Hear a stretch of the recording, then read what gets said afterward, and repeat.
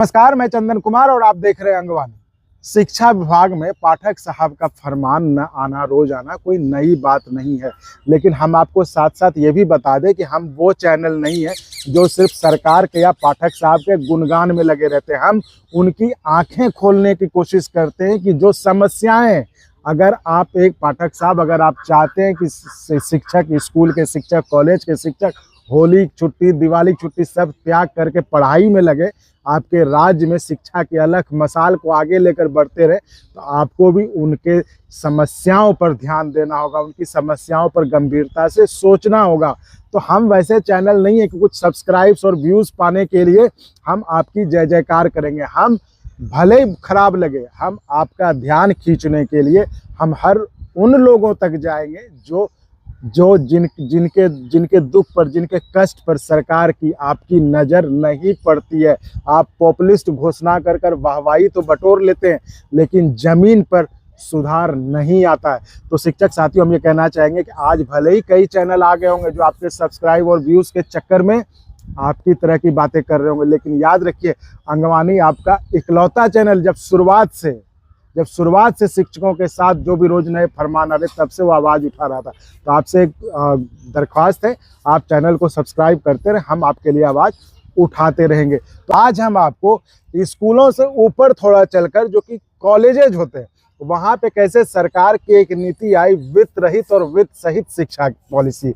उसके तहत जो लोग जिस तरह से नियोजित शिक्षक थे, जिसमें कि सरकार के पास पैसा नहीं था, कम पैसे पर सरकार ने लोगों को रखा ताकि स्कूलों में पढ़ाई जारी रहे, पढ़ाई बाधित ना हो, बिहार के जो छात्र हैं वो पढ़ते रहें, शिक्षा का अलग जो है वो बढ़ते रहे। उसी तरह कॉलेजों के लिए सरकार ने एक पॉलिसी लाया था, वित्त रहित और वित्त सहित, जिसको बाद में वित्त सहित का भी ऑप्शन दिया गया था, वो हम समझेंगे भी। हमारे साथ हैं निरंजन कुमार मंडल जी, जो कि एलएन कॉलेज, शाहपुर कॉलेज था बांका में, बांका के अमरपुर में, वहाँ के रिटायर्ड प्रिंसिपल हैं। तो इनसे हम समझेंगे आखिर वो पॉलिसी क्या थी और उन शिक्षकों की हालत आज की तारीख में क्या है।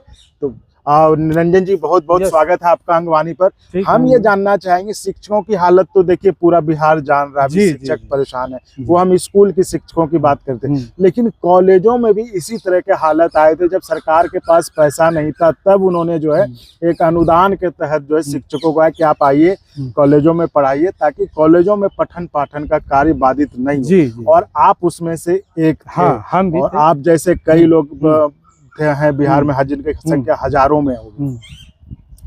अभी क्या स्थिति है आप लोग? अभी देखिए, हम लोग 1990 में ज्वाइन किए। हाँ, 90 से उम्मीद था कि सरकार कुछ ना कुछ अनुदान देगा या कुछ ना कुछ करेगा, लेकिन 90 के बाद यूं ही चलता रहा, आदमी भरोसे पर पढ़ाता रहा।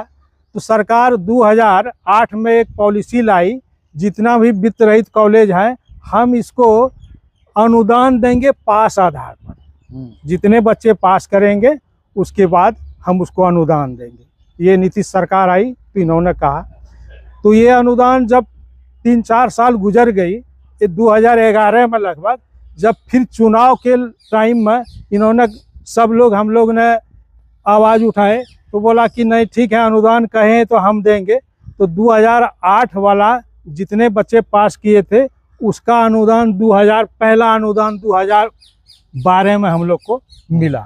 हाँ, उसके बाद फिर 1 साल के बाद, 1-2 साल के बाद फिर 9 वाला अनुदान मिला। इस तरह से 2015 तक का अनुदान मिला। फिर 15 का अनुदान मिलने के बाद कहा कि नहीं, बहुत सारे कॉलेज यूं ही हवा में चलता है, बिल्डिंग नहीं है, ये नहीं है। हाई कोर्ट ने आदेश दिया कि सभी कॉलेज का जांच पड़ताल किया जाए, जो धरातल पर जो होगा उस कॉलेज को हम अनुदान देंगे। तो फिर सभी, बहुत सारे बांका जिला में वो बहुत सारे कॉलेज था, तो उसमें से हमारा कॉलेज, एलएन कॉलेज, सब कुछ मामले में जो फुलफिल होना चाहिए, जो एलिजिबिलिटी, हाँ, जो वो फुलफिल किया। तो हम लोग को 2016 का अनुदान मिला। बहुत सारे का अनुदान रोक दिया कि आपके कॉलेज में, जैसे अमरपुर कॉलेज, बगल में एक अमरपुर कॉलेज है, तो उसका अनुदान रोक दिया गया। वैसे कॉलेजों का जो सरकार समझती थी कि हाँ, कि ये जो हड़ताएं हैं, हाँ, जो एलिजिबिलिटी उसको पूरा नहीं करे तो उसका अनुदान रोक दिया। हाँ, अनुदान और रोक दिया। बाकी कॉलेजेस जो कि उनके मानदंड के हिसाब से वो हाँ, पूरा करते थे एलिजिबिलिटी, तो हाँ, उनको दे दिया।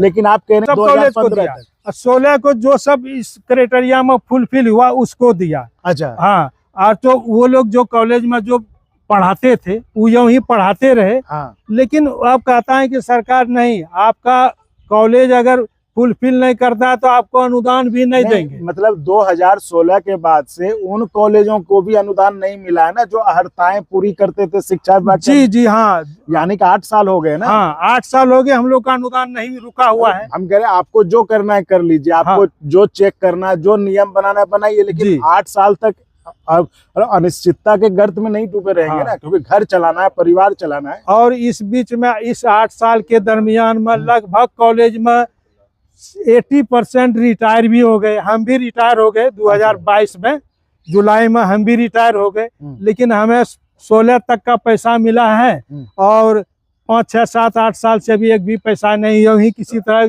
दिन गुजर रहा है। अच्छा, तो आप तो चूंकि अमरपुर में थे, तो पूरे बिहार में ऐसे शिक्षकों की कितनी संख्या होगी? ये पूरे बिहार में करीबन 25-30 हजार टीचिंग और नॉन टीचिंग होगा, जिसके जो कि बहुत सारे तो रिटायर हो गए बिना पैसे के अभाव में, बहुत सारे स्वर्गवासी हो गए, उसको पैसा भी नहीं मिला और उसका अनुदान यूं ही 14-15 तक मिला है।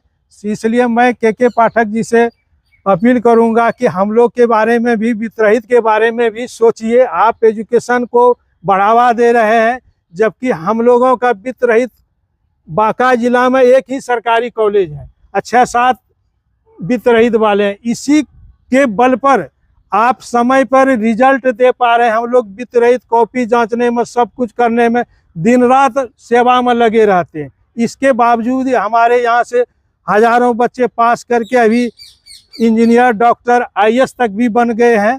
और लेकिन हम लोग का ये स्थिति है, पढ़ाने वाले हम लोग रिटायर हो गए हैं, लेकिन अभी 15 के बाद, 16 के बाद पैसा नहीं मिला है। अब बोलिए, हम लोग को कोई ना पेंशन मिलता है, ना कुछ होता है, तो कैसे घर चलेगा? और ऐसा ये नहीं, अब तो 2025-26 में लगभग सारे वित्तरहित कॉलेज जितने हैं, 400-500 भी कॉलेज हैं, उससे सारे स्टाफ रिटायर हो जाएंगे और यूं ही खाली पड़ जाएगा। अच्छा, ये बताइए जी, तो ये तो चलिए ठीक है, मतलब थोड़ा सवाल निजी है, लेकिन जिंदगी चलाना ऐसे हालत में, जब आपको 8-8 साल से एक तो सैलरी नहीं है, जी, जी, अनुदान है कि वित्त कुछ आ जाएगा, ग्रांट्स आ जाए, ग्रांट्स पे आपको मतलब आप जैसे शिक्षकों को कुछ पैसा मिलता होगा, जिंदगी चलाना कितना मुश्किल होता है? बहुत मुश्किल। तब इस तरह से है कि हम तो मैथमेटिक्स का थे, ट्यूशन किए, पढ़ाए, सुबह शाम ट्यूशन किए, और उसके चलते बहुत सारे बच्चे भी बन गए। गरीब बच्चे को हमने बहुत को मुफ्त में ही यूं ही एजुकेशन दिए और सारे बच्चे को पढ़ाई। इसी तरह हम लोग का काम चल जाता था, घर से भी थोड़ा सा था, खाना पीना आ जाता था, काम चल जाता था। यही है। तो उम्मीद है पाठक साहब सुने होंगे और कोशिश करेंगे। माननीय मुख्यमंत्री से भी ये कहूँगा, मुख्यमंत्री जी कहेगा हमें पता, अरे हमें तो पता नहीं कि अनुदान नहीं मिला है, जबकि अब ये वित्तरहित कॉलेज वाले का सारे टीचर 2025 में लगभग टीचिंग, नॉन टीचिंग सभी रिटायर हो जाएंगे बिना पैसा का। रिटायरमेंट, ग्रेजुएटी तो दूर की बात है, जो मूल वेतन हम लोग का है, जो हम लोग कमाई किए हैं, वो भी नहीं मिला, जो कि पास के आधार पर होता है।